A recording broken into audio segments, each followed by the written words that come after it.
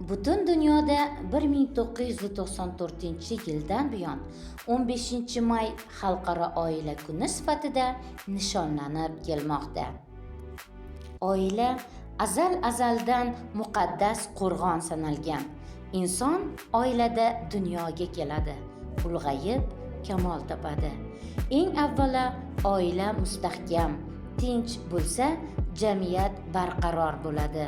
Unib o'sayotgan farzandlar har tomonlama barkamol bo'lishiga imkon yaratiladi.